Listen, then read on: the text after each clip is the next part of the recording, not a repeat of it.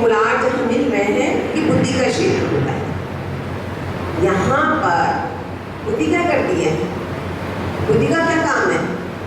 Decision लेना। तो हम सही डिसीजन लें उसके लिए किसका मार्गदर्शन चाहिए? गुरु जी का। तो अपन मंत्र बोलेंगे ओम श्री गुरुभ्यो नमः। इसी तरह से इस फिंगर से ट्रैस करेंगे ओम श्री गुरुभ्यो नमः। ओम श्री गुरुभ्यो नमः। पूरा पोजीशन। अगला प्रयोग आपको बताना है टंक विद्या का। देखो बच्चों का मन तो वैसे थोड़ा चंचल ज्यादा होता ही है, और दूसरा रीजन है कि जब हम लगातार 1-2 घंटे काम करते हैं तो कुछ ऐसे टॉक्सिन बन जाते हैं जिसकी वजह से हमारा मन चंचल होने लगता है, हमारी एकाग्रता में कमी आने लगती है। उसको ठीक करने के लिए टंक विद्या का प्रयोग है। ये ऋषियों की खोज के सारे प्रयोग बता रहे हैं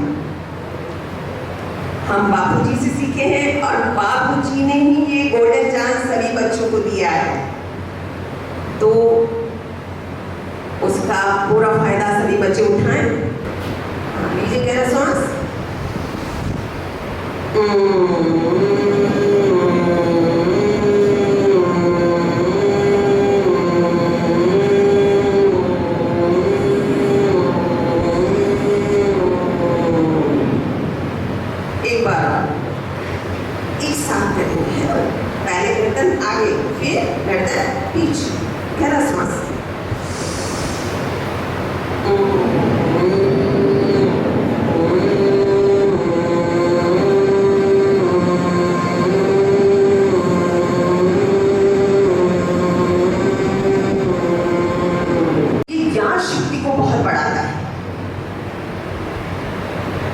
जिसको भी मेमोरी शार्प करनी हो रोजाना ये उपयोग किया करो। इसमें क्या करना है? गहरा सांस लेंगे, दोनों हाथों की उंगलियां इस तरह रखनी है और गले से भौरे की आवाज को गुंजन करना है। ठीक है? हाँ, लीजिए गहरा सांस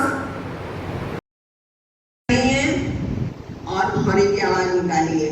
बंद आंखों से आज्ञा चक्र पर देखना है। लीजिए गहरा सांस।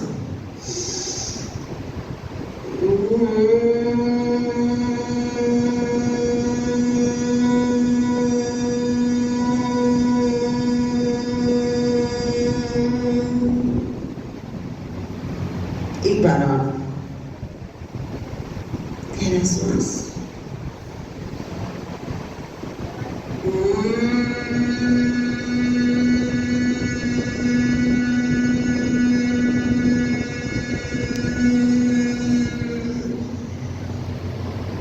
रिलैक्स। 2 मिनट कुछ नहीं करना, जो ऊर्जा बनी है उसको सेट होने दीजिए। मणिपुर चक्र है, उससे थोड़ा और चले हार्ट की ओर अनहद नाद, और कंठ में है विशुद्ध आख्या चक्र। उससे ऊपर चले जहाँ तिलक करते हैं वहाँ है आज्ञा चक्र, और सबसे टॉप पर सहस्त्रनाम। अगर ये अपन जो योग और संस्कार के द्वारा ऊर्जा जनरेट होती है उसको मूलाधार केंद्र से टॉप तक पहुंचा दें तो आप शुद्ध सुमन बन सकते हैं। एकेडमिक में तो आगे हैं ही, लेकिन ये जो टिप्स ऋषियों की खोज है इसको अगर एकेडमिक से जोड़ दिया जाए तो जो लर्निंग आपकी 1 घंटे में होती है वो आधे घंटे में हो सकती है। ऐसे ऐसे टिप्स हैं जिससे आपकी मेमोरी शार्प हो सकती है, याद शक्ति बहुत बढ़ सकती है। तो सबसे पहले सभी बच्चे कमर बिल्कुल सीधी, अब ये हैबिट हमेशा के लिए डालो, चाहे आप क्लास में बैठे हैं चाहे कहीं घर पे भी बैठे हो, आपकी बैकबोन स्ट्रेट होनी चाहिए। देखो जैसे अगर पाइपलाइन कर्व हो जाए क्या पानी ऊपर तक जाएगा? वहीं रुक जाएगा। ऐसे ही आप अपन जब झुक के बैठते हैं तो हमारी जो एनर्जी जनरेट हुई है वो बीच में ही रुक जाती है, सहस्त्रनाद तक, मस्तिष्क तक नहीं पहुंचती है। जब ऊर्जावान हम नहीं होंगे, ब्रेन को पूरी ऊर्जा नहीं मिलेगी, पूरी एनर्जी नहीं मिलेगी, तो प्रॉपर वे में वो वर्क नहीं कर पाता है। तो पहला फॉर्मूला बैकबोन स्टेट। दूसरा, जीभ को हमेशा तालू में रखें, लगाओ, जीभ को तालू में लगाओ। हमारे शरीर में 72,10,201 नाड़ियां हैं।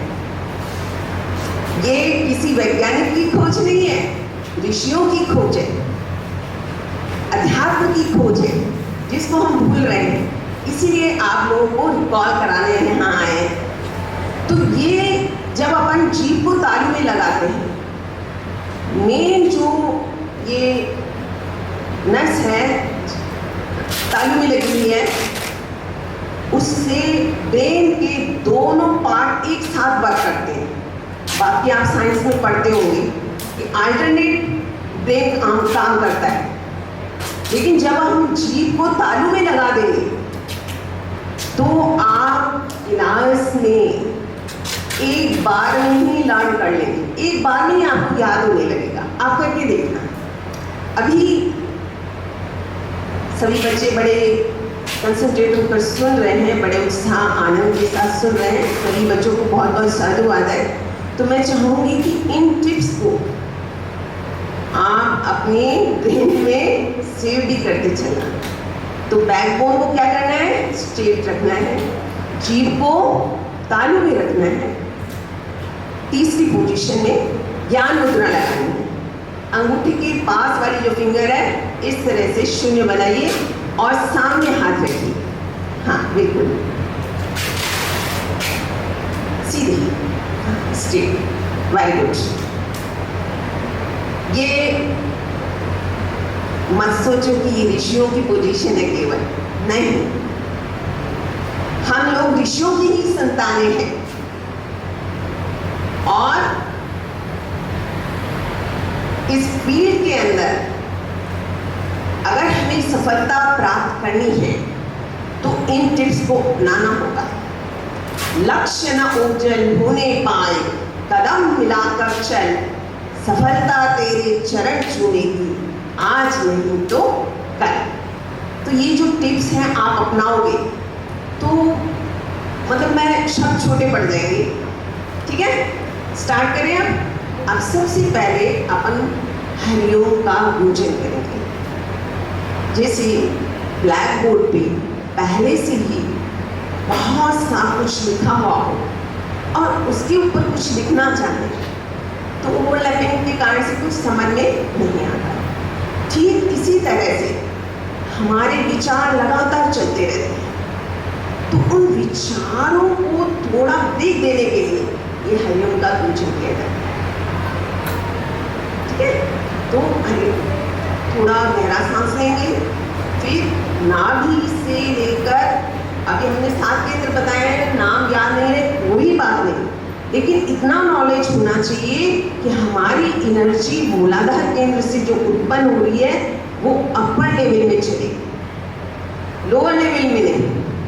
आपको जैसी तेजस्वी बनना है तो हमेशा आपको मानसिक रूप से यही भावना करनी है कि हमारी ऊर्जा ऊपर की ओर जा रही है। ठीक है, पहला प्रयोग अपन स्टार्ट कर रहे हैं। लीजिए गहरा सांस,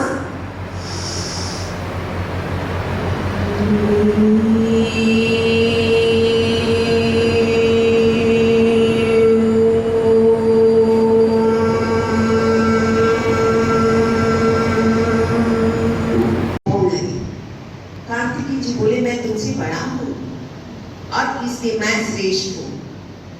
गणेश जी बोले नहीं दादा, कोई उम्र से कोई बड़ा होने से बड़ा हो जाता है क्या? गुणों से बड़ा होता है और गुणों में मैं बड़ा हूँ। दोनों में इस तरह डिस्कशन होने लगा। गणेश जी बोले, भैया क्यों ना हम अपने माता पिता के पास चले और वो जो निर्णय देंगे हम उनको मान लेंगे। दोनों ने तय हो गया, पहुंचे माँ पार्वती जी के पास। माँ पार्वती जी ने जब इनकी बात सुनी तो तुरंत बोल पड़े, जो पृथ्वी की परिक्रमा पहले करके आ जाएगा वो प्रथम है। कार्तिक जी ने तो तुरंत मयूर उठाया और परिक्रमा करने निकल गए। और जो गणेश जी थे वो कभी भी तुरंत डिसीजन नहीं लेते थे। अब ये बात हमें भी सीखनी है, कोई भी निर्णय लेना है जल्दबाजी में नहीं लेना है। क्या किया गणेश जी ने? एकांत में गए, थोड़ी देर बिल्कुल शांत हो गए। जो ये मास्टर ग्लैंड है जहाँ तिलक करते हैं वहाँ उन्होंने प्रेस किया और दिव्य प्रेरणा होने लगी। उठे, तुरंत माता चरणों में पुष्प चढ़ाए और दीपक जलाकर आरती करने लगे। उसके बाद वे गणेश जी परिक्रमा करने लगे। माँ पार्वती जी और महादेव जी चकित रह गए, ये क्या कर रहा है? और उनसे रहा न गया। माँ बोल पड़ी, बेटा तू गरुड़ ये क्या कर रहा है? बोले है कि सार तीर्थ महिमा परिक्रमा ही कर रहा हूँ, मेरे माता पिता ही सब कुछ है। और सात चक्र जैसे पूरे हुए और धूप दिया शिव पार्वती जी को, गणेश जी ने। दोनों माता पिता इतने गदगद हो गए, इतने ब्लेसिंग दिए। उसने सबसे बड़ा ब्लेसिंग मिला प्रथम पूज्य। तब से गणेश जी प्रथम पूज्य हो गए।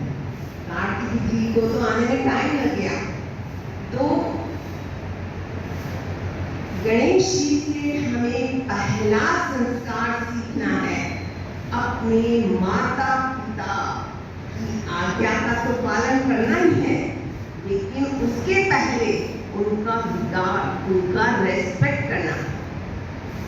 आज जो वेस्टर्न कल्चर की हवा चल रही है उसमें कुछ बच्चे तो इतने बिजी हो जाते हैं, बड़े होने पर विदेशों में चले जाते।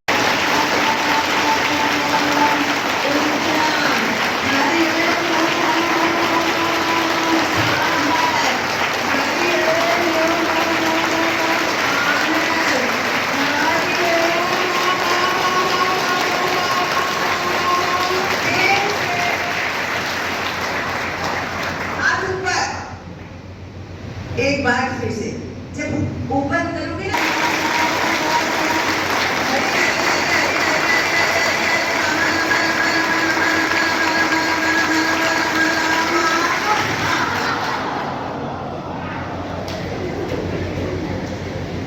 संस्कार को सम्मान दिए हैं और खास रूप से डायरेक्टर और प्रिंसिपल मैडम का आभार व्यक्त करते हैं जो विधान समिति के द्वारा उन्होंने हमें भी सुनहरा अवसर सेवा कर दिया और बच्चों को भी कुछ संस्कार सीखने का मौका मिला।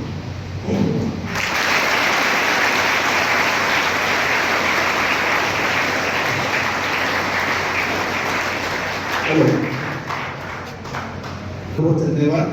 संस्कार सामूहिक की प्रक्रिया में आपने सभी विद्यार्थियों को जीवनोपयोगी जो बातें बताई हैं, मैं विश्वास कराता हूँ सभी विद्यार्थियों का अक्षर से पालन करेंगे और हम आपका बहुत बहुत आभार व्यक्त करते हैं। सभी विद्यार्थियों से चाहूंगा एक बार जोरदार करतल ध्वनि से पधारे अतिथि का स्वागत कीजिए।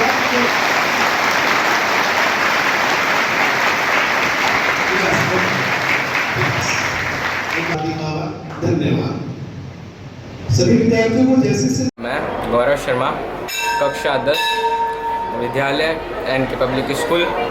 मैं अभी वेदांत सेवा समिति के संस्कार सिखाने के प्रकरण में उन्होंने स्कूल में हमें सिखाया, जिससे मैं बहुत प्रभावित हुआ हूँ और मैं ये प्रण करता हूँ कि मैं प्रतिदिन ये व्यायाम करूँगा, जिससे मेरा मन एकाग्र रहे, संयम बरतूँगा और अपने माता पिता का सदा आदर करूँगा।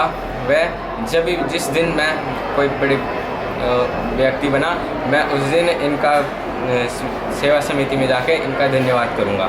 सेशन बहुत ही अच्छा रहा, बच्चों ने बहुत इन्जॉय किया। रुनाल मैम और चंदानी सर आए आज हमारे पास। 1 घंटे तक का सेशन चला और सभी बच्चों को मैं समझती हूँ कि बहुत उपयोगी रहेगा और बच्चों को ज़रूर इससे कुछ लाभ है। Chitra Basera, principal NK public school Muralipura, और मैं योग सेवा समिति का भी धन्यवाद करती हूँ। ऐसा सेशन हम चाहेंगे कि कुछ सिलेक्टेड बच्चों के साथ अब दोबारा करें।